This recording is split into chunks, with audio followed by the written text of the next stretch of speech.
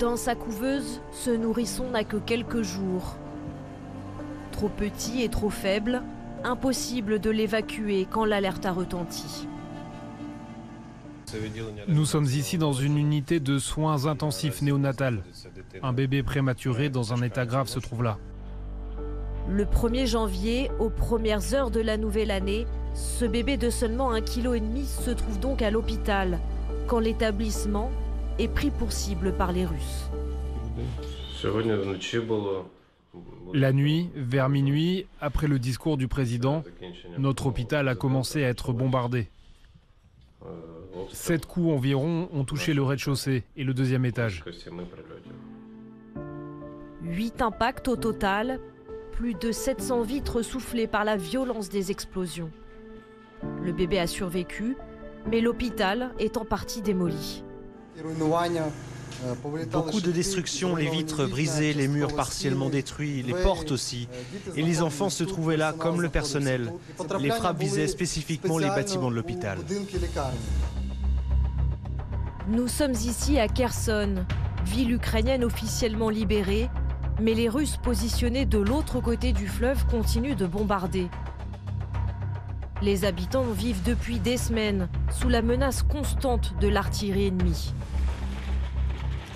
Au total, 14 établissements médicaux ont été endommagés dans Kherson, comme la maternité. Ici se trouvaient des femmes enceintes quand une frappe a eu lieu fin décembre. 5 femmes étaient alors en plein travail. L'une d'entre elles a dû être opérée vers 16 h par un obstétricien.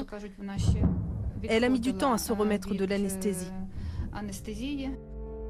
Cet autre bâtiment de l'hôpital, réservé aux enfants, a lui été touché quelques jours plus tard.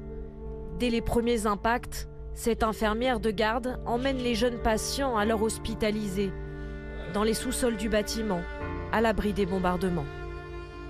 Oui, ils avaient peur, mais on les a calmés. On les a calmés. Ils me disaient, c'est quoi ça, le tonnerre? Moi je répondais, oui bien sûr c'est le tonnerre, tout va bien, descends avec nous. Ici, quelques couloirs sont restés intacts. Ailleurs, ce sont des berceaux vides et des trous béants dans les murs. L'hôpital est en partie hors d'usage. Certains enfants hospitalisés doivent être évacués, comme Yaroslav, 13 ans. C'est un miraculé. Il a survécu à 2 bombardements en quelques heures, mais il est blessé et transféré avec sa sœur Olga et sa mère vers Nikolaïev. Mes enfants ont été touchés par des fragments. Olga a été blessée aussi? Oui, à sa jambe. Les éclats ont traversé une blessure. Depuis la libération de Kherson, les médecins sur place dénoncent des frappes quotidiennes sur les hôpitaux. Au regard du droit international, il s'agit d'un crime de guerre.